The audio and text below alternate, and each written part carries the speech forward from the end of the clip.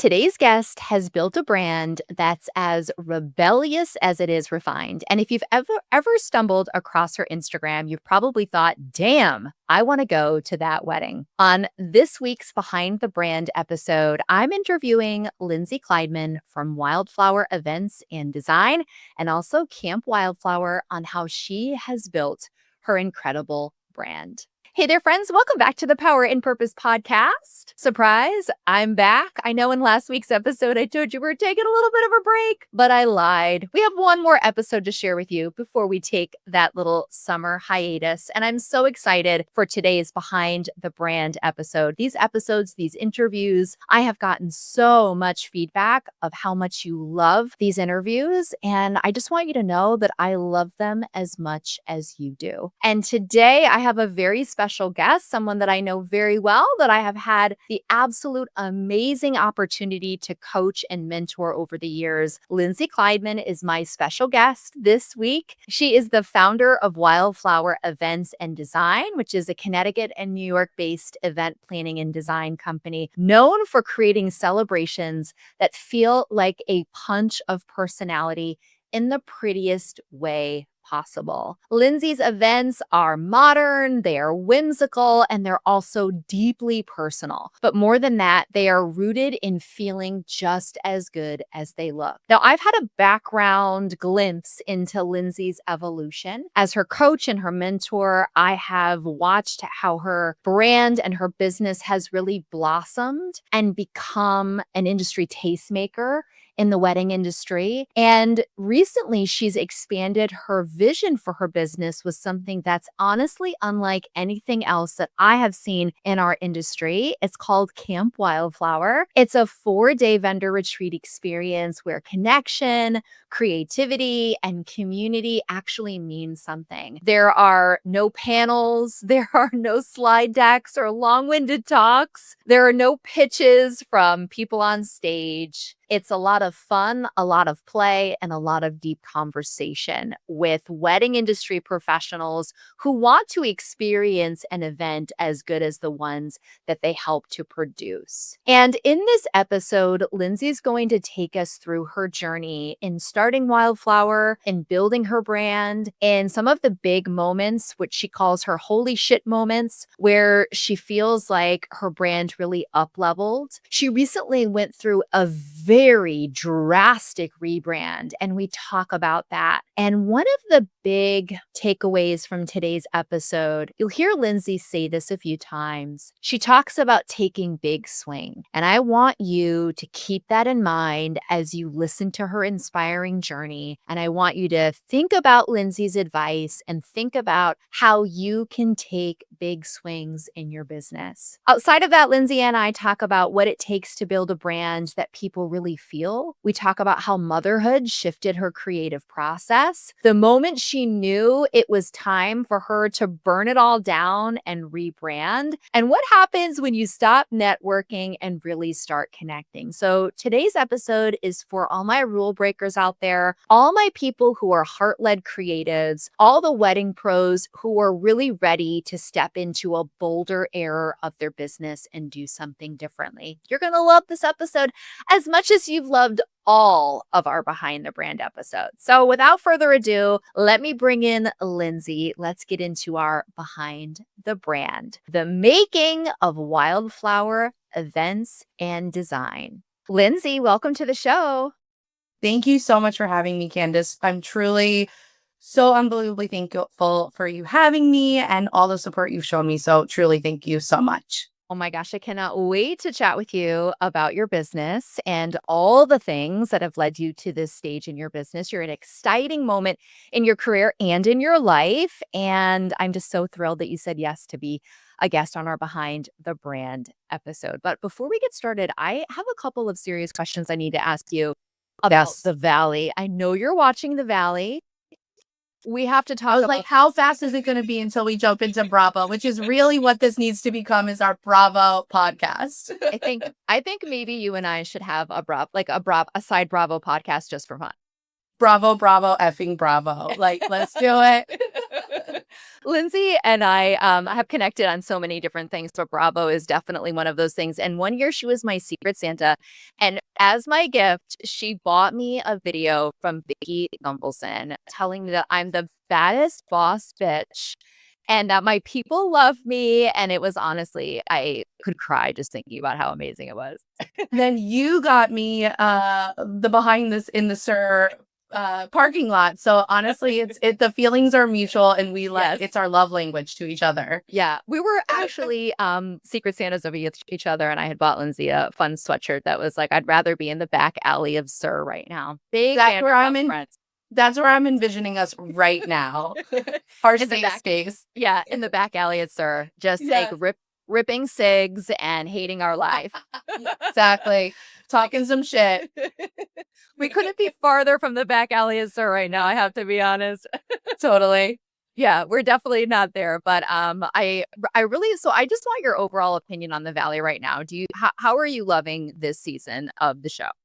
So honestly, it's like anything that's going to feed me these people, I'm excited about. It's like, I don't care how produced or made up the storylines are. I'm just like, I'm here for it. Like seeing Sheena Shea on my screen again, a little Lala. I'm just like, yes, there's been no time because I think I told you, but I just rewatched the entire VPR and I was You like, it did? was so, oh yeah, like start to finish. I was so upset when it was finished. And then and then like, it was like the Valley was just like feeding my addiction. And like seeing Jax be like the same piece of shit that he's always Mhm. been, it's just like, it's honestly like was heartwarming. I was like, nothing's changed. You know what I mean? Like we're in the same, and Kristen Doty, you know how I feel about her. Like, I literally icon. So it was fun. It's been fun. I mean, like I said, some of it's a little overproduced, some of it's Yeah. like a little made up, but to me, it's all beautiful. Oh, yeah. Listen, I was in the Valley Reddit early this morning dropping comments in threads. So I feel you. I can't wait to watch last night's episode. Me Jason and too. I are obsessed with the show. And I agree. It's like these people are like home to me. It's actually comforting to me to sit down and to have this playing in the background, especially when I'm stressed. It's like the ultimate de-stressor for me. Totally. Like when I have other people who are like screaming women and I'm like, oh no, that's like my comfort. That's like Yeah. home to me. Yeah. Like Yeah. I just sit back, relax, and let just it all wash over me. Oh, yeah, that's my Xanax. That is my Xanax, is Jack 100%. Taylor in a cocaine-fueled rage. I know. I was like, I couldn't believe that we finally like it was finally said because then I had when I was watching VPR again, I was going back and I was like, well, yeah, it's not about the pasta. We all know what it's really about. Yeah. All right, so, let us know if you think that Lindsay and I should have our own Bravo podcast, and maybe that's something we could work on in Q4 together if you're interested. We could sit here and talk Totally. about Bravo all day, and I promise you that we won't because we are here to talk about Lindsay and her incredible business and how she is building a brand that is as iconic as Kristen Doty, and one that is people are have noticed and are continuing to notice in the industry. And what I love most about these interviews is we always learn something new about how somebody is growing a business, and it's so inspiring. So I would love to begin our interview where we begin all of these with the question of what inspired you to start your business in the wedding industry? Take us back a little bit and give us a little bit of some heritage of your brand and how you started. I'm going to take you back 10 years. I'm going to take you back to 2015. Okay. So it actually was my own wedding journey that started my Wildflower journey. Basically, when I got engaged, I said to my mom, I want to hire a wedding planner. And she said, no, you're not. We can do it ourselves. And bless her heart, because if it wasn't for her, I don't know if I would have found this path that I have found myself on. So basically, my mom and I started planning my wedding together. And I had just found that it was like hitting all of the things that I loved to do. I actually was a teacher while I was doing this. And I realized that there was a lot of similar skill sets, even though it may look different on paper, but I had to be organized. I had to be creative. I had to manage different people. And so I found that that was really easily transferable to my own experience. And I was having so much fun kind of finding the details and parts of the wedding that felt right to me. I felt like a lot of people at that time were kind of going off this very particular blueprint. Like, this is how you plan a wedding. This is what you include. And I was like, well, I don't want to do that. I want to do what feels right to me and Ryan and reflects our story. So I like fully leaned in. I found so much joy in that. And then actually at the same time, my older sister got engaged and she had the complete opposite experience of me. So she started planning and she was overwhelmed. She couldn't find vendors that she liked. She couldn't figure out her vision. And she's like, well, you're having so much fun with your planning. You can do mine. And I got married in the summer under a tent in Rhode Island. And she was having like an industrial Brooklyn wedding. And I was like, okay, like, I'm going to take it on. I'm going to take this on. And I found myself planning not only my wedding, but her wedding, bachelorette parties, showers, all these kind of like auxiliary events. And I was just in my lane. And I always thought, and I was like, if I can make her happy, who, if you have a sister, is the hardest client to please because there's no politeness, there's no holding back. They're going to tell you whether, it's stupid or there's just like no, like I said, no politeness level with a sister.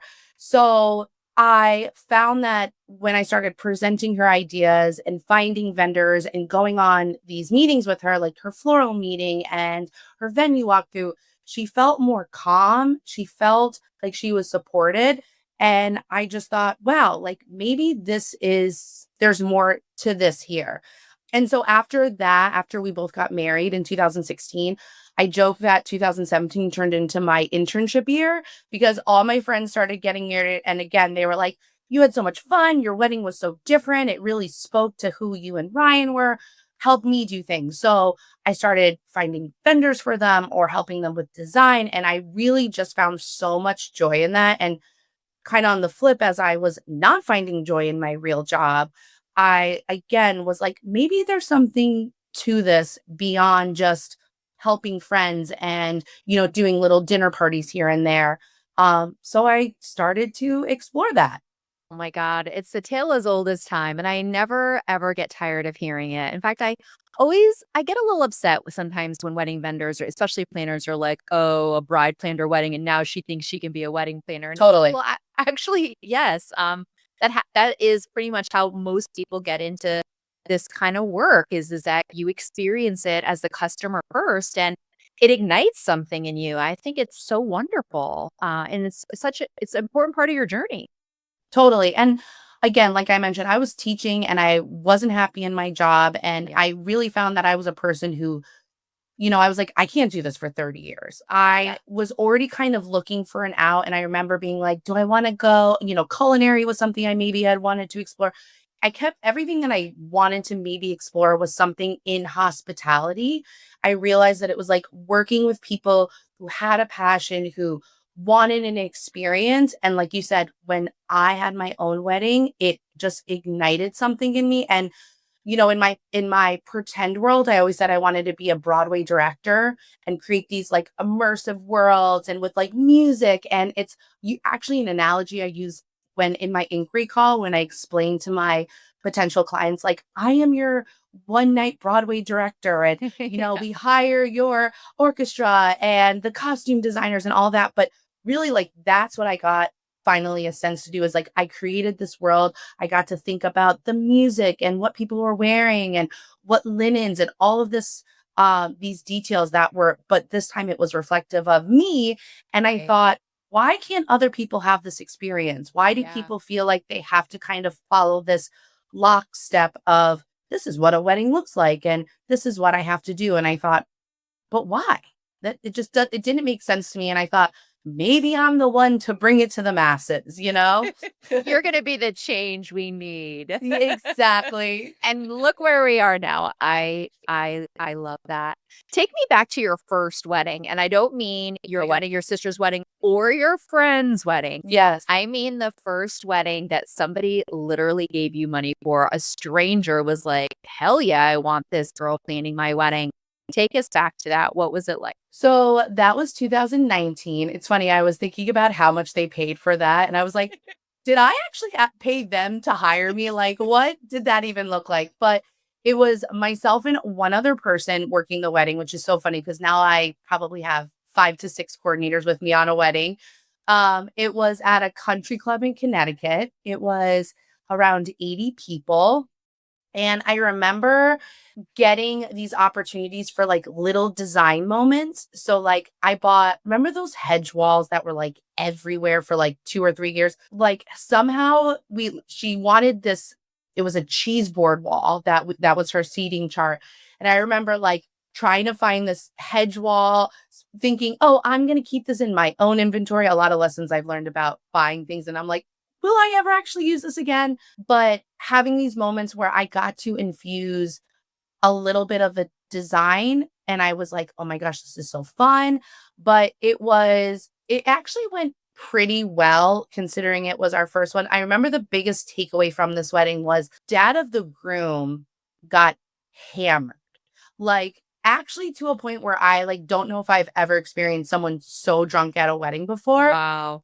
and where he was like in the bathroom throwing up Oh no. and I remember we were like, "Oh my god, what do we do? Like, it's the father of the groom. We Yeah. don't want this to impact the bride. We don't want her to find out." And we somehow snuck him out of the venue, put him in a taxi, and like got him off the premise, and no one knew. Wow. And I was like, "Okay, like maybe we can do this, you know?" And I always said, I'm like, if I can handle a classroom of 16-year-old boys and like Yes. drunk fathers are like nothing, you know what I mean? So Yeah. I thought it was like a good first foyer into like handling people and kind of like the insane challenges and things that pop up that you would never even anticipate. So Yeah. that was my big takeaway from that wedding was I got to infuse some design elements that was really exciting and I realized that it was more than just the coordination piece that I liked and the timelines, but also like the handling of people and how to manage people correctly because it's ultimately you want this couple to have the time of their life and a day they will never forget but not have it be that they're not forgetting it because their dad was sick in the Right. bathroom No, you know totally. Yeah. and A so lot. also that guest experience as well so a lot of takeaways from that. Yeah. It's very rewarding when you can solve problems behind the scenes for your clients and they never know. I mean, wedding planners walk around every day with all these awesome things they've done that they just can't brag about because it would compromise like their client relationship or like it's just not something that people are going to like give you a gold star for, but you for Totally. deserve it. And those are one of those. I love a gold star too, you know what I mean? It's the teacher in you. Oh, 100%. It's the teacher. 100%. Yeah. Well, your business has evolved since that moment, and it evolved during our time working together, and it has recently even evolved again. And it's so great to see wedding pros, planners who are elevating their business and feeling confident and comfortable to keep evolving rather than kind of staying stuck in a certain type of business model or even just aesthetically brand wise. We're going to talk about your recent rebrand and it's a pretty big shift you made. I was kind of shocked. And I was your coach, and I was like, I know. wow, I want to know more about that. But before we go into what's recent, I'd love to hang out in the past for just a little bit longer. And one question I have for you is what's a strategy or a decision that you made early on that you think has contributed most to your growth as you sit here today? Like, what do you think is the one of those things that you did early that was a big catalyst for you? So, kind of what I was saying with the first wedding, I had this taste of design. And I found that, if I was going to be moving away from this job that I thought, oh, I'm going to be here for 30 years, it's like I wanted to do something that I was passionate about. I didn't want to coast. I didn't want to do something that I was like, if I'm making this big jump, what is it for? And so what I found was I needed to showcase what the Wildflower design is all about. And so I really leaned in to styled shoots. I invested probably a lot of money.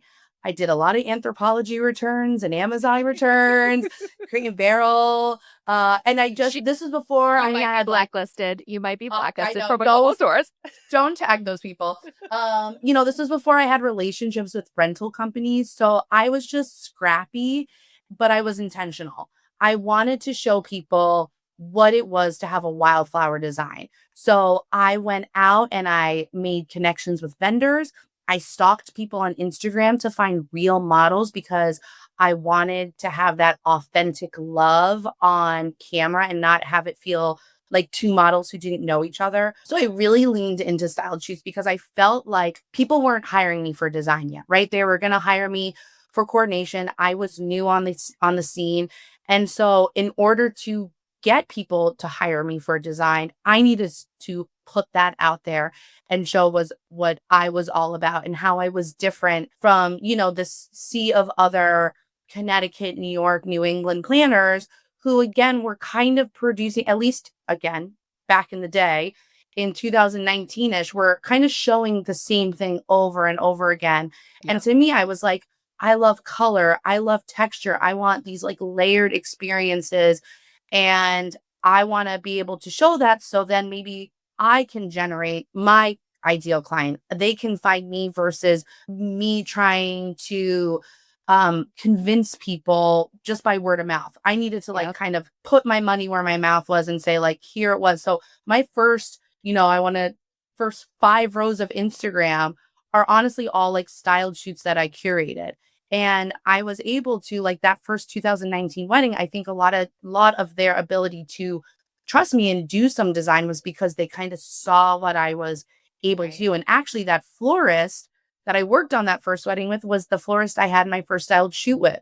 So what I also realized was that with styled shoots, I was actually starting to curate a community. In a community that can be really isolating and really scary to navigate. And people, it's very different now. People are so friendly. Instagram is such a great tool to connect with people. But I feel like 2018, 19, 20, it was still kind of in its first iterations.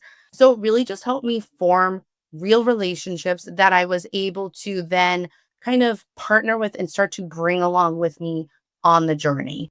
Yeah. I so appreciate this. As a coach, I hear all the time the question of like, well, how can I get better clients? How can I get clients who are going to value my creativity, my design ideas? What do I need to do? And this is planners, invitation designers, floral designers, even photographers. And it's like, you have to show them what you're capable of. You have to go out there and produce the things that you want somebody to pay you to produce to show them what you're made of. And I wish more people did styled shoots, even though some people give them a bad rap, but I think they are single handedly one of the easiest ways for you to advance and show people what you're made of. And I love that you made that decision and you can trace successes that you had directly from those experiences that you created for your brand. A side question here, where do you think your confidence in design came from at that time? Because so many planners tell me like they're not confident, like they lack confidence. They're not a designer. They didn't go to school for this. And you probably had all those feelings too, but in spite of it, you persevered and you had a bit of audacity here. So where do you think that came from? Maybe it was delusion, which is fine, but yeah. Delusion. And I think for me, it was somewhat innate. I always like interior design and, not that I necessarily had good fashion, but like I love picking out other outfits. So I've always been drawn to those things. So I think it was just starting to see things through a different lens and trial and error and, putting things together that excited me. And I was not going to hold back. So I think a lot of it was, and I was going to say, in addition to style shoots, a lot of what a tactic that helped me was also education. I found you very early on in my journey. And I think that really, kind of style shoots and Candice, I started with you at Planner's Playbook, But that really started to give me the building blocks to get to where I wanted to go. But in terms of style and design, honestly, I think it was just kind of what was within me. And again, like just willing to take big swings with Yeah. color and texture and just, again, like I think my wedding just kind of untapped this portal inside me that I didn't really know I had. And when it started, it just kind of didn't stop. But delusion definitely helped. It does. It helps in the first one or two. You're like, "I can totally do this," and then you're like, "What the fuck did I get myself into?" And that's completely fine. It happens to all of us. But there's one really important lesson here that I see, and you've heard me say this before, but it's like action creates clarity. So, you became more confident as a designer because you gave yourself the experience to be one, and through every styled shoot that you organized or you were a part of, and through everything that you got your hands on, you either got affirmation that you knew what you were doing, like in Planner's Playbook or in WPI, but you also understood the assignment more because you did it. You took big swings, like you said, which is such a great phrase. And those big swings allowed you to understand like what to do next. Had you not taken that big swing, you probably would have been like, I don't know what I'm doing. I'm not confident. But the confidence came through the action you took. And that's something that Totally. yeah, a lot of people don't like they don't realize that you've got to start somewhere. And that's part of what this series is about. It's like we all have this a very similar origin story. It's how we take big swings, and it's some of the decisions that we make that help to push us forward.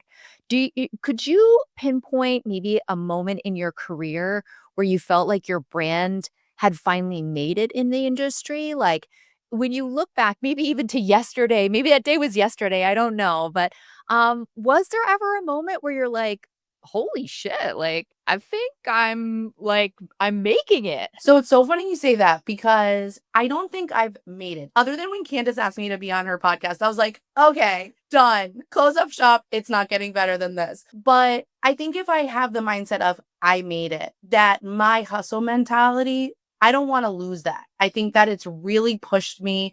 I think that it has kept me going in terms of what's next? What can I do better? What can I learn more? So to kind of what you said, I've had a lot of holy shit moments versus I made it moments, especially I keep referencing, but I came from a job where this all started where I was like, this is going to be like a fun side hustle. And so the fact that I'm now doing this full time, I've left my, I had a 401k, I had a pension, I had benefits, like all the things that boomers like drill into your mind that that's what success is. Yeah. In my early 30s, I was like, okay, I'm leaving that all behind and I'm going to go now just start this really new but scary but amazing thing. So a few of those holy shit moments was definitely when I moved to percentage pricing. Again, and that came from a lot of talking with you and building up my confidence and really understanding. But I worked 30 weddings in 2022. A lot of them were coordination or designing coordination. And I say it was like the year that I left money on the floor. And it was right after, it was still dealing with like the COVID spill out. And I was so burnt out. I had just had my daughter. And I kind of felt like I walked away with not a lot. Not that like the weddings weren't great and my couples weren't great, but I felt like I definitely didn't have boundaries. And I gave my clients everything and I was like, what do I have to show for it?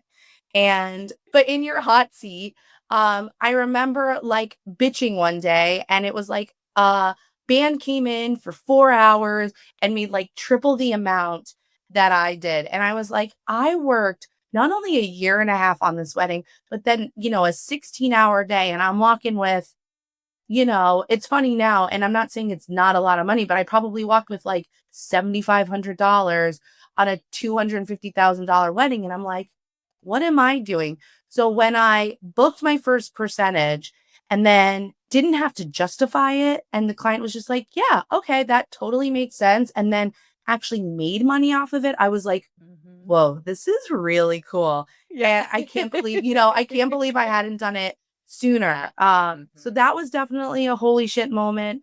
Also, there was a few weddings in 2023 where I definitely worked with bigger budgets. They really showed me what they really allowed me to stretch my creative wings and bring on vendors that I feel like actually mirrored the type of events I wanted to produce.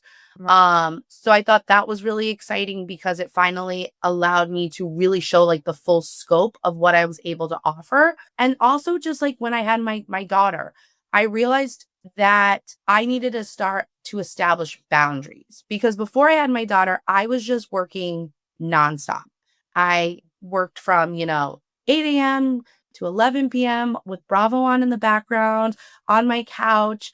And I kind of let a lot of my own personal relationships burn. And once I realized, oh, I'm actually in control of this. I am my own boss. I was like institutionalized as a teacher, right? Like they told me when I could leave at the end of the day. They told me when I could go to the bathroom. And I had no autonomy. And once I really finally realized, and it honestly took me a few years working for myself, that I was my own boss, and owning that, that was a real holy shit moment. Like last year, I was able to take off the month of December and do all these like fun holiday Christmassy things with my daughter that I didn't get to do the years prior because I was just working straight through the holidays because no one told me that I got to decide to take off those weeks. Right. So when I was making meetings all the time. And so when I finally realized that I was the controller of my fate, that was a big holy shit moment for me. Yeah, absolutely.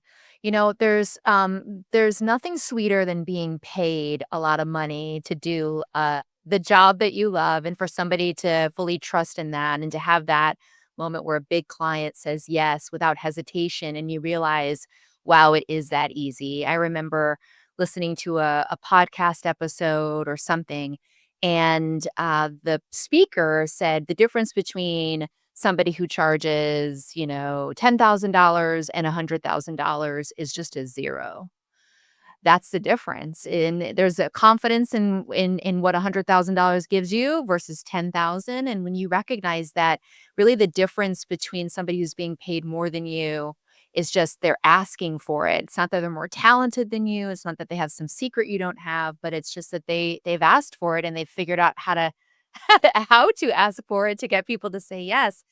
That lights a fire under you. And then also too, yeah, being able to recognize that you started your business because you wanted to do things differently and that you are actually the person who gets to decide when you work, how you work, who you work with, the type of work that you get to do. And, sometimes we have to be reminded of that. So I hope somebody listening is like, yeah, actually, Lindsay, that is such an important point, especially during wedding season where, everybody listening is probably already exhausted and it's only July. So, imagine how you might feel towards the end of the season. You deserve to take a break and to make your own schedule. Your brand has undergone a pretty major shift and a rebrand in the last 60 days. You completely rebranded your business and you kind of went from a very whimsical amongst the wildflowers kind of brand vibe, with kind of hand-drawn elements. It had this beautiful it was beautiful, I loved your brand, to something that is way more in your face, personality, colorful, brand, and it's so exciting, but it's quite a different shift. And so I would love for you to share a little bit more about what sparked that decision in you and some things that you learned along the way in the process. Totally. A lot of the things that I learned truly came from I promise I'm not kissing your ass, but like from WPI and Planner's Playbook about it really aligned with a and it goes back to your ideal client, right? So kind of couple things that sparked it was as I was moving through and working with clients, I realized that when I was growing up, and as beautiful as this brand was, and I was proud of, I spent a lot of money on that website and all the things and spent a lot of time with that, with the copy and making sure it was reflective of the type of experience I wanted to give. I realized it was talking about the process and not necessarily me. And it took me a long time to feel comfortable enough to say, you're hiring Wildflower, you're hiring Lindsay. And I was very much like scared to show myself, even though I'm like, here I am, you know me, I'm like unapologetically myself. For some reason, that wasn't, I was scared to put that out there on my website, on Instagram. I was kind of letting my design and the experience speak for itself versus, hey, like this is who you're getting to work with. And through those hot seats that we had with you, and I remember I'd always come and, when we had to let something go, it was a lot of times things about myself that I had to let go. Honestly, through therapy, through having my daughter and wanting her to like have the confidence to just be herself unapologetically in the world, I was like, I need to lead by example.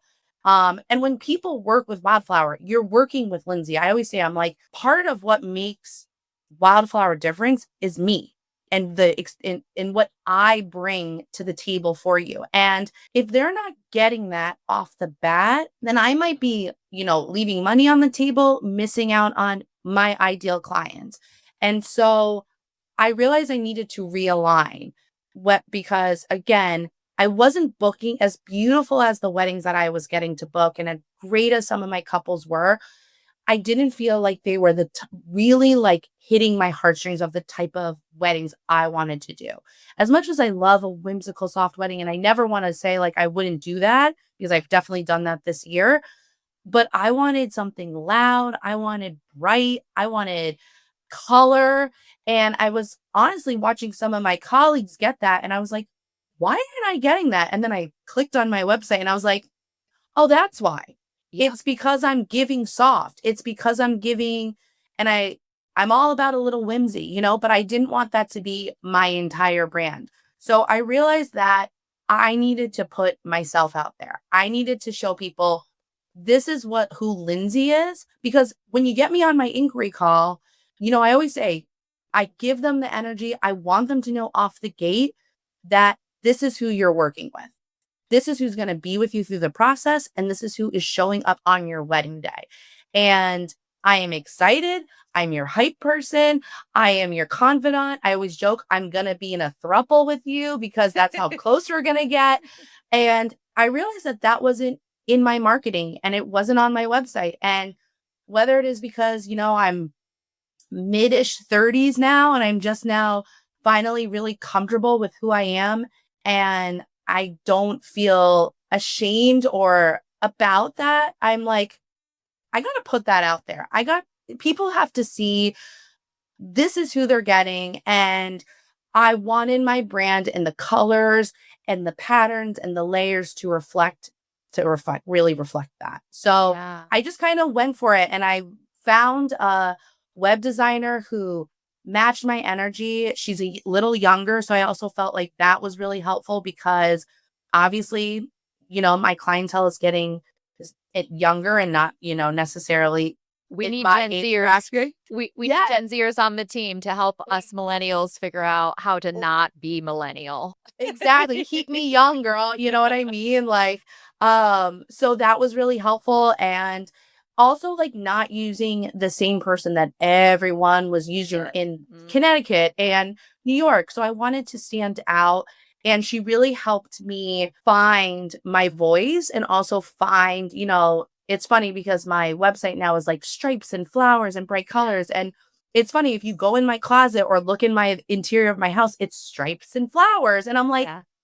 and I like, it was so difficult for me to find that, but like through working with her and pushing me and asking me certain questions, just like I hope to do with my clients, she really helped me find what felt truly authentic to the type Right. of experience and website and all of that I wanted to get. So I'm so excited. It felt like the longest experience because I started and I didn't know what I wanted and I had to find the right copy writer and all of those things. But once I found it and everything clicked, it just was like full speed ahead. And kind of putting that out in the world was truly so exciting, and seeing people react to it. It was awesome because a lot of the reaction was, this is so you, and I haven't seen this before. And I think a lot of times as wedding planners, we think we need to be demure. and Yeah. soft and kind of like not loud and proud and who we are. And I want people to know, like, when you're working with me, I'm going to be loud. I'm going to advocate for you. You are my people, but also I come with a design perspective and I'm not afraid to push them, but it's also not about me. It's about what they want, but I want them to know I will push them to the limit so that their wedding is next level and it's won't be it'll be unforgettable. Just like how I feel hopefully my brand is now to other people. Yeah. You brought up something so important, and it's that we evolve over time. Our aesthetic, our personality, we mature and ripen and richen in how we see the world through our experiences. And when we start our business in our 20s, we're so much different in our 30s. And wait until you get into your 40s, you'll be even different, more different. And I imagine your 50s is where you're just like, fuck you, I don't care. But, you things do change, and it's wonderful when you can recognize that you have changed or that you've gotten more comfortable in who you've always been, and you desire to be able to mirror that in the work that you do. I also think when we start a business, we think we have to fit a mold, so we design a brand or pick a business name or write copy and have packages and services and things that are what other people are doing, because if they're doing it, that must be how we're supposed to be doing it. And what ends up happening is like we're wearing somebody else's business, somebody else's personality, and it might not even actually be profitable or good because they copied it from someone else. And you do reach a stage in your business where you're like, I did that. It got me here. So thank you for that brand, that message, those clients. But I'm understanding myself better. And I realize that in the next era of my business, I can't blend in with everybody else. I can't be the wedding planner you expect because then nobody is going to really, I'm not going to stand out. Nobody's going to hire me. I'm going to be forgettable. Or I'm going to get clients who are like, okay, can I pay you $2,000 and can you do all this work for me? So it's such an important lesson to learn. And it took you time to get there. And I'm sure you don't regret any stage of your business journey because it kind of was a building block into where Wildflower has gone today. Totally. And, because I didn't go to school for this. I didn't go to school for business. I didn't go to school for design.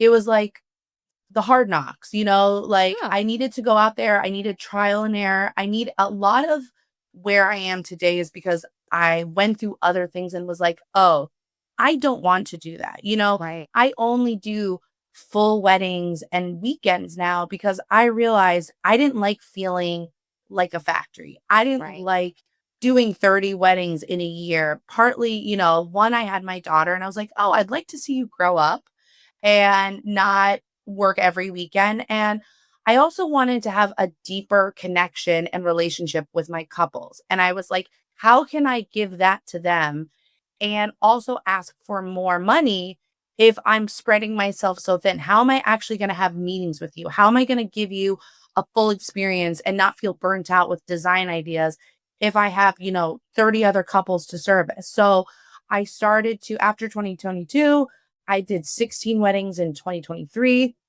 And I was still like, there was like a few design and coordinations in there.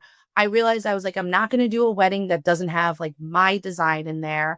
And then by 2024 and now 2025, I'm only doing full service. And I wouldn't have gotten there if I didn't put myself in those earlier positions and say, okay, I don't want to do that. This doesn't fit the lifestyle that I want to create for myself. And again, it was Right. understanding that I got to be the maker and decider of what my life looked like. And I wanted to be around for holidays. I wanted to be able to go to her dance recital and things like that. And I wasn't going to be able to do that if I was spreading myself so thin and it Mhm. to whose benefit? It was, Right. I was burnt out. I felt like my clients weren't going to get the full experience with me and my family was going to suffer. So I learned a lot along the way. I learned how to say no, which was a huge lesson for me because I definitely started off almost like my first 3 years was like, yes, yes, yes. I'm going to take that opportunity. I'm going to do that styled shoot. I'm going to go to that event. And when I started to say no and really pick and choose the things I wanted to participate in and put my name towards and who I wanted to connect with, there was such a power in that as well. That really ended up, I think, benefiting me and pushing me further than Yeah. the yes. I remember us even having a private conversation about that. I think you said, "What do you think if I said no to this? Do you think that's okay?" And I was like, "Yeah, girl, you've earned the right to not be at everything or not have to put your name on everything." But all those yeses led to a place where you could turn down opportunities or be more disconcerting about clients, the styled shoots you participate in, conferences you go to or host, and we'll get into that in a second. But you those yeses brought you to this awareness and understanding. And when we start a business, we have to hustle. Yeah. We have to say yes to stuff. Sometimes I think the industry has it gets things a little backwards where we're like boundarying ourselves out of business and people who are just starting are like putting up all these boundaries and they're like, no, I'm not going to do that. And I'm like, girl, you're not going to get any work if you just say no to everything. You have to put yourself out there. Oh, yeah, and it's like it's funny because like, people say the power of no, and then but I was like, I lived by the power of yes for so Yes. long, and that really did service me well, and I think it pushed me to have opportunities. I think it got the Wildflower design out there, so people started to associate a certain look with what I was able to produce. I was able to make connections within the industry, and then it's like once you get to a certain point, then you can say, "Okay, how can I control this a little more?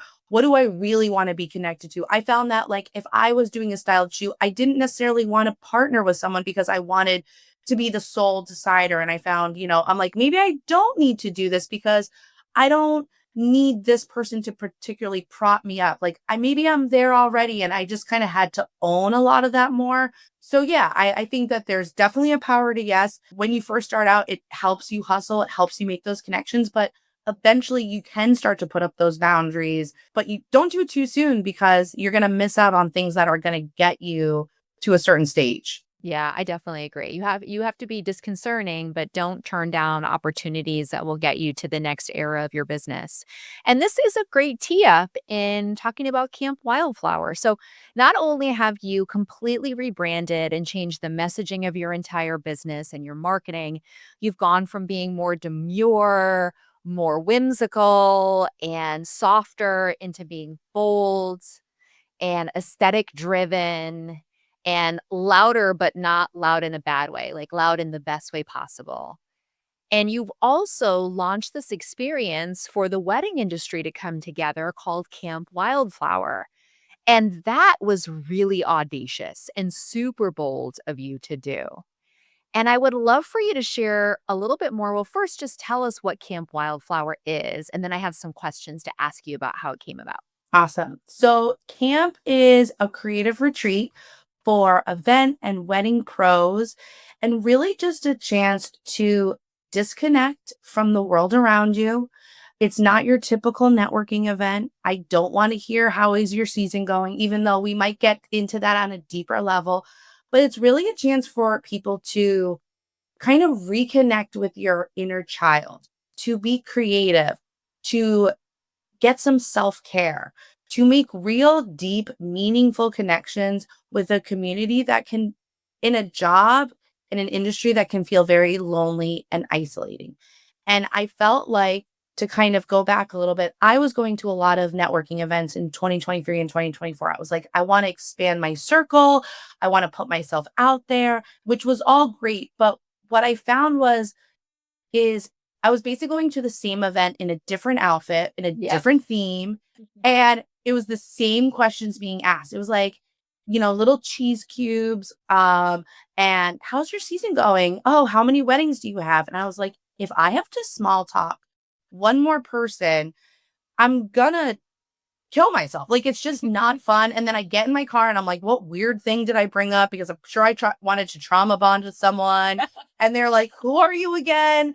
And I just was like, this is not how I want to connect with people. Like, how are people supposed to walk away and have real connections with people if we're not giving them the space and the opportunity to do so. And I remember I had a conversation with you and we were kind of talking about where my business was going. And we talked about kind of creating an event that was about connections and being a tastemaker and how to kind of bring Wildflower to the next level.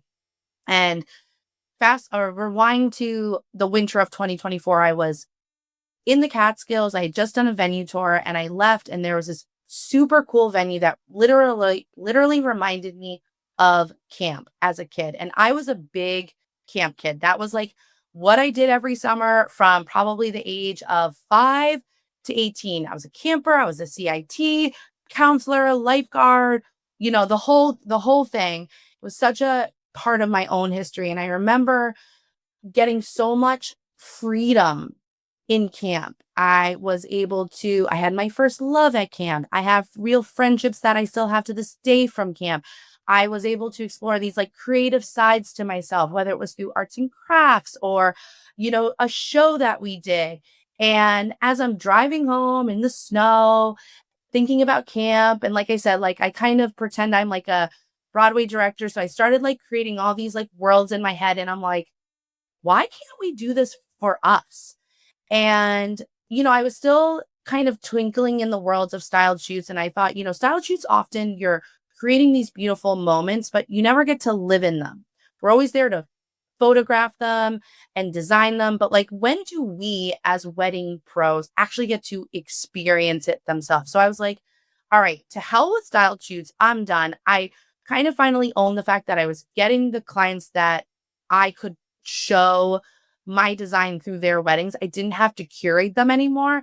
And rather, I wanted to curate an experience for wedding pros to actually be able to like rip through the photograph, be in the beautiful design, but also create an experience that allowed these deeper connections and to have fun. Like, when do we get to we're in a job that's about being creative, and like obviously, planners get to design, but we're also dealing with timelines and we're all dealing with marketing. And it's like sometimes the business of it all doesn't allow us to stretch our creative selves.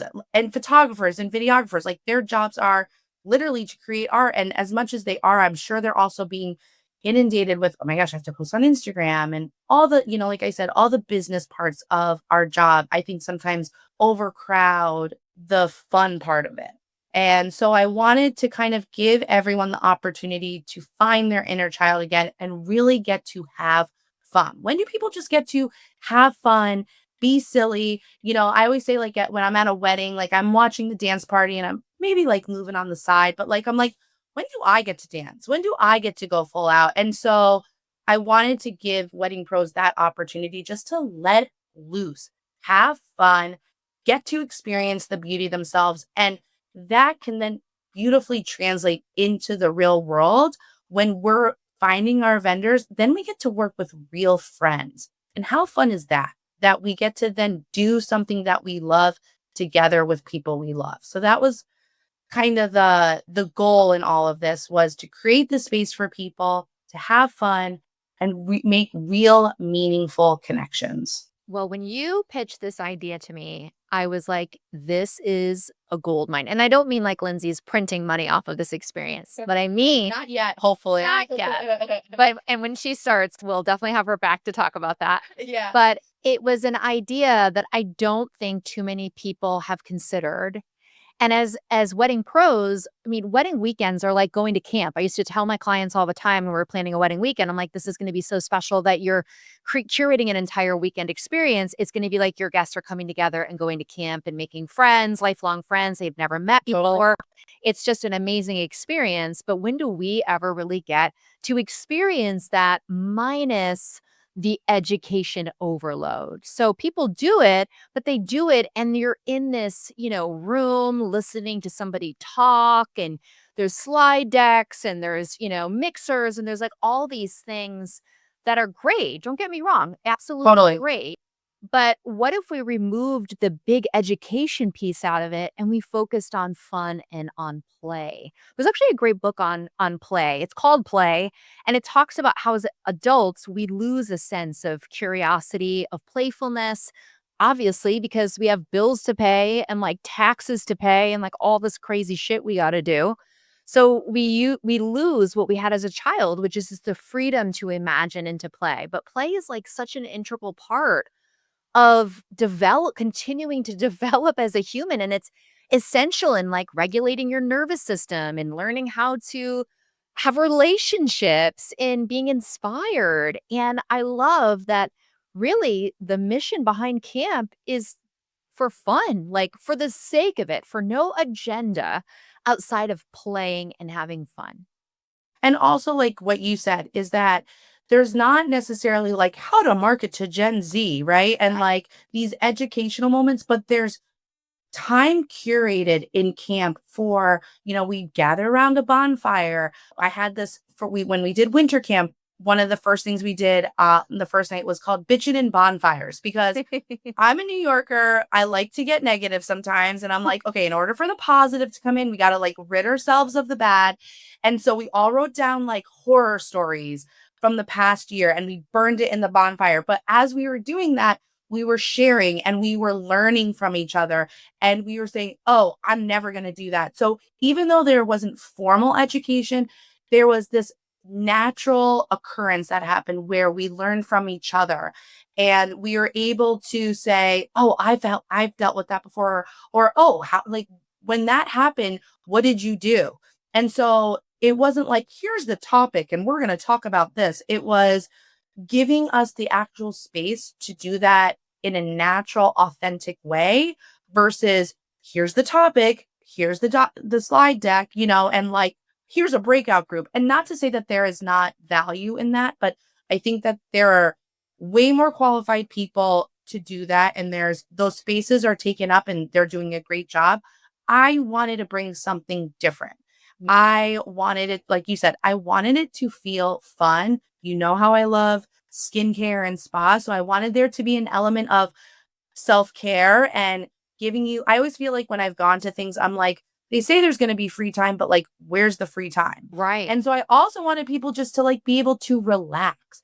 And if you want to go take a call or do some work on your laptop in your room, you can do that. But if you also want to hang out with some gals and chit chat about Bravo or how your season is going, you can do that too. I'm not going to force things on you. I'm not going to force you to participate.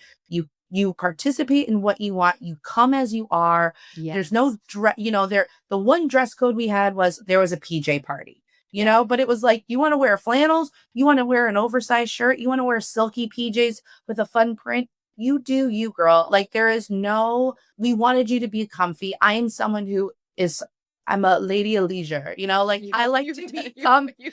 Rock You a know, hoodie I like like to no be one comfy. this. Yes. Yes. And so when someone was like, okay, here's another networking event where I have to wear heels, like, I'm like, Right. Or don't make red me the wear an underwear. runways, tying Yes. us, spending hundreds of dollars, and Yes. there's nothing wrong with that. I love getting dressed up, and sometimes Totally. people Once in a while, yeah. I'm totally down. But it felt like, at least in the New England area, it was rinse and repeat, copy, paste, like the Right. same kind of thing. And I was like, okay, can I wear this dress and keep the tag on and get it back? Like, again, don't tell these stores. But I just was like, also, I didn't feel like it was me. And I am an extroverted introvert. Like I would like text my friends, what are you wearing? Oh my gosh. I was just like the amount of stress I was putting on myself to like go to a networking event and make sure I Right. was like dressed appropriately just didn't seem to match then the experience that I took away from it. So Yeah. I wanted people to be like, a lot of the feedback I got from my campers from winter camp was, I love that I just got to shop in my own closet. I didn't have to go and buy a whole new wardrobe.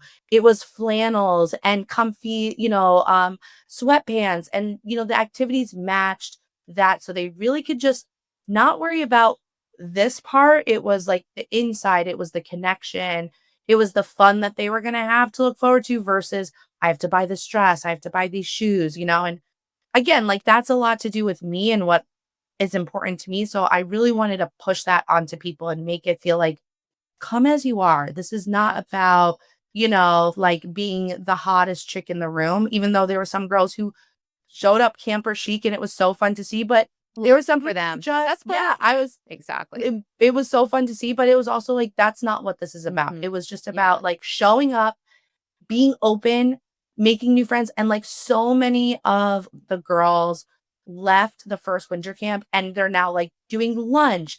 They are working weddings together. There's all these, like, natural things that are happening as a like, a ripple effect from camp that's so beautiful to see, which I Yeah. love. Yeah, and that is so gratifying as an event producer, that ripple effect to see relationships formed, partnerships, opportunities be created. What I if I had to sum up camp in a way, I would say it's the best part of going to a conference, meaning like it's the part that you didn't realize you were going to love the most. You thought the speakers and the fancy dinners and all these things were going to be why you went, but you recognize that the late night chats in the lobby, the chats with your roommate, those moments where people fully relax, let their hair down, they let any pretensions go, and they just meet you wherever they're at on a human level. I love Those that. the things that you walk away from things like Engage or other conferences, you leave and you're like, that's what really filled up my cup. Sure, I learned a lot, I was inspired, but what filled up my cup were those moments that weren't on the official agenda. And camp really fills it really beautifully, creates a space where that is the space that you get to experience, are those in between moments at a conference that you just like, you never have enough time. You're like, oh, I wish I could have sat on the beach longer. I wish I could have had that late night, conversation for much longer. Well, you get 2 or 3 days at camp where that is the whole premise of it. And that's what's so beautiful about intimate retreats and the camp experience. And you have another camp coming up really soon, actually. It's in July, so it's this month. It's happening. And so for somebody listening who's like, "Girl, put me on a plane, get my bags packed, like, I wanna make pasta, I wanna hike, I wanna sit in a pool, I wanna do nothing, I wanna enjoy good food and good wine." Tell me about summer camp because you did winter, which is, like, all the wintry fun stuff that we're all obsessed with, but now it's summertime. So what's summer camp all about? So summer camp is what I realized, it's like I'm a frolicker of the field, right? Like I'm a sun lover. I love the pool. And obviously like camp was is usually made for the summer. So I wanted to give people that opportunity to, especially mid-season, take a breath, step back, reconnect with themselves, reconnect with humans, and give your brain and body a little break. So this time around, it's a little longer than winter camp. It's July 21st to the 24th. It's in the Catskills at Canosa Hall, which is super cute. It's on a lake. They have a spa, they have a pool. There's a lot of things like I'm looking at a venue. I want a certain infrastructure. They have hiking trails. So the plan is we're going to have a fun welcome pool party with a lot of like cocktails and delicious bites. DJ by the pool. We're going to be having a boat day. So we're going to get like a pontoon boat. We're going to have a banana boat. So have like some lakeside fun. There's horseback riding available. There's going to be a lot of hands on activity. So if you want to sip and paint by the lake, you can do that. If you want to do, you got to have some tie dye at camp. So a lot of like those fun arts and crafts activities we'll be having during the day. We're going to have like a grill out for lunch, picnics, so you can really enjoy the property. They have a movement studio, so there's going to be some fun yoga classes, Love it. aerial yoga, power yoga, kind of like whatever level fits you. You have a few opportunities. And then what I have now decided is like the end night of camp is going to be a PJ party. So we have a live band coming to have a kick-ass end of camp celebration, some delicious dinners, and really just an opportunity, like I said, to reconnect with nature. I think that does something for your soul, especially Yeah. when we're all in very customer facing jobs and we're being drained constantly. So it gives just a chance to reconnect with yourself, reconnect with nature, and reconnect with your community. And then head into the second half of your season feeling rejuvenated and just kind of ready to kick some ass. Yeah.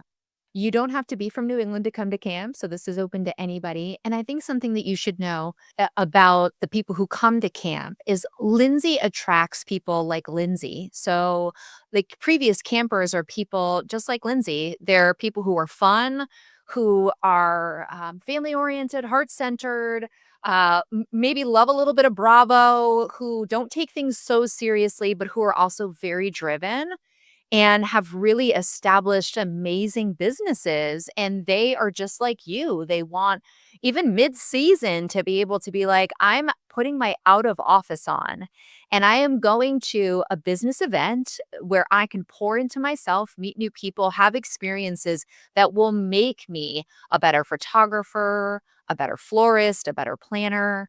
So Lindsay attracts, she's like a magnet. She attracts people who are just like her. So if you're thinking, I would love to go to this, but like who's going to be at it? Let me just tell you, Lindsay is going to be at it. People like Lindsay, which is so important to surround yourself with people who can push you and inspire you, but also create a safe place for you to bitch about something that's on your mind or to burn your negative client experience from last year, and to help you make a friendship bracelet, because those are all things that we should be doing together. I asked you to just let us know, to confirm that there's just a handful of spots left and that if they're interested, they should go and register. So just basically say, yes, there's just a few spots left. And if you want to join us at camp, go to, and all the details about camper on the page, basically. Yes, there's definitely a few spots left. It's really for all type of wedding vendors. So it's not just planners. We have florists coming, hair and makeup, photographers, videographers. It's really like for everyone. And that's another thing. I found that a lot of the conferences were geared towards a particular group of people. And I wanted this to be everyone's invited. So there's spots available. There's an array of different options. You could come for the full retreat. You can come for 1 day, 2 days. You can do a solo room. You can share a room. And yes, Love that. if you go on the website, basically you scroll all the way down, it has all the fun activities. It has the options. You just click join now, and then it will send you right to like where you can sign up. I love it. And if you have any questions about camp, if you want to know more about summer camp, or if you're interested in other camp experiences, just reach out to Lindsay on Instagram or email her. I know she'd be more than happy to answer your questions for you and point you in the right direction as to what type of experience might make the most sense for you. And just really happy that you ran with this idea, because this was very bold and audacious to create an experience for the industry, which can be very harsh critic, and the amount of stress and pressure to put together an event like this is pretty big. I mean, I don't think anybody can deny that. But it is so aligned with your core values, who you are, how you want to show up, that I can say that while there might be stressful parts of planning, you seem super like ready to plan even the next camp. You love doing this. It's super aligned and it feels effortless and easy. And I just think that's so awesome and exciting for you. And I'm excited for not only for people to experience this, but for you to learn from it and for you to continue to create experiences for people to connect. Well, thank you for that. And again, I feel like you really gave me the confidence to do it. I'd been kind of muttering about of what to do. And I think I just needed I love events. I love weddings. And what I also found with weddings is I love a lot of the auxiliary events, like planning the pickleball tournament and the welcome party that has a theme. And I basically was just like, I need to manifest this more for myself. And so I found that by giving myself camp, it gave me another outlet to be creative because I still get to create beautiful tablescapes and fun experiences. But now rather than for clients, they're for my community. And, it's about bringing us together and then them experiencing the beauty and the fun that Wildflower is. And, then they can leave and say, oh, that's what a Wildflower experience is. Like, I felt the love and the effort that Lindsay put in to this event because that's what I'm all about. I want, whether it's a camper or a couple or a guest, to leave something that I create and just feel that love, feel the 100,000,000% effort that I put into it so that everyone has a fun time. Yeah, well, that's the definition of a wildflower event. A design looks as good as it feels, and everybody feels supported and taken care of and feels the energy and the positivity that was put into the design, the logistics, the curation. Everything is super intentional. It matters. It's meaningful. It's thoughtful. I love that. All right, final question, and then we've got to unfortunately wrap up. I mean, I could talk to you like all day long about all these things. My podcast editor is gonna be like, 45 minutes, Candice, keep them to 45 minutes. Sorry, sorry. All right, so final question, and this is one that we try to ask every guest who comes on Behind the Brand. In your opinion, what makes an iconic brand in the wedding industry that people recognize? What do you think the ingredients are? I love that. So I think a few things. I think, and again, something you've taught is being top of mind, being relevant. And especially for a designer, for something that I want to do is like pushing boundaries and bringing new ideas. We all see the same Pinterest images. We see a lot of the same people doing the same things, maybe the same color palettes. And I think an iconic brand is someone who's not afraid to push the boundaries and put new ideas out into the universe. And sometimes that's a big swing and maybe it's a miss, but you're willing to take that leap and really try for something and go for the fences. I also think it's a signature experience. I think that whether it is the experience that I'm bringing, my team is making you feel, but the look of a wedding, but it's about intentionality, right? I want them to, I'm not just like pulling things off the wall. I always say I lead with purpose and meaning. And so for me, I think that if you're consistent with that, that will start to, you know, go beyond the Instagram pages. You'll feel that people will feel that, your clients will feel that, the vendor community will feel that. And I think being authentic, I think you have to be who you are. You have to let your freak flag fly. You can't be afraid, because again, we're in such a sea of, there's a million planners, there's a million photographers, and we're all offering somewhat the same service, but it's about who's behind the brand. It's about who's giving you that service. And I think if you can lead with that, and again, this took me a little while to own who I am, but I think that's what makes me different, right? It's me. Who your planner is, and what I bring to it is different from the next guy down the road. So I think if you are comfortable and not afraid to put yourself out there, that will read to the people and the masses, and your people will find you. And even if they're not your people, they will respect the fact that you're willing to be who you are and stand by that. Yeah. Oh my God. The best advice ever. I love it. Take big swings. Be yourself. I love it. Be the person behind the brand, because that's what that's what we connect with, is each other. Not a logo, not a perfectly polished website, although those things do offer credibility and they are interesting, but being who you are. Lindsay, this has been such a great conversation. I'm so proud of you and all the incredible, big, bold, audacious, awesome things that you're doing. Keep doing what you're doing. It's not only working, but you are inspiring and creating shifts. And there's a ripple effect, not just in this conversation, but in all the work that you're doing. And it matters. It's so meaningful. You're inspiring so many people. And I'm so freaking proud of you. Thank you so much, Candice. Again, I Uh, feel like I wouldn't be where I was if I didn't have someone like, you're the wind beneath my wings, like I am, girl. you need You're people in Bette your Midler. corner. Yes, baby. You need people, this like I said, can be a lonely job. It can be isolating. You got to find your people. And I'm so lucky to have found you, because I feel like you've really like been the engine and kind of pushed me when I second guess myself, and that happens a lot where you're, am I doing this right? But you kept me going, and I'm so thankful. So thank you. Well, it is my absolute pleasure and an absolute dream to be in your corner. So thanks for inviting me into it. I never take it for granted, and I loved coaching Ever. you, and I just love seeing what you're doing, and I'm always gonna be your coach, so you can't ever get rid of me, even if you try. Never Jack want to. No, I'm like Jax Taylor, I'm always gonna be on your screens, there's just nothing you can ever do about it. Well, I like to hear it. No, I'm not Jax, I'm Sheena Shea. I will always make it into the camera, I will always be there. You're golden, baby. You're Oh, never yeah. going anywhere. It is Yeah. gold.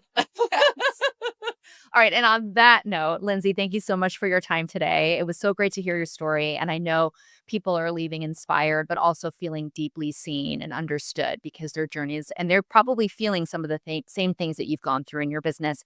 I will put all the details about camp in the show notes, so what you'll see is details about camp and, of course, Lindsay below. I'm encouraging you, if you're looking for connection, community, and you want to do it and you don't want to go to learn something, you don't want to go and be overwhelmed with more shit you're doing wrong or more things you could be doing better.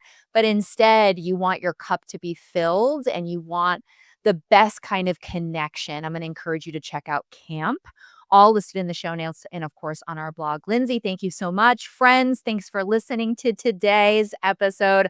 In last week's episode, I said that we were taking a break, but really now we're taking a break. So you won't hear from me for a couple of weeks, but I'll be back towards the end of summer with some great episodes. So I'll see you then. And I want to remind you, as always, there's so much power in your purpose, and I'll see you next time.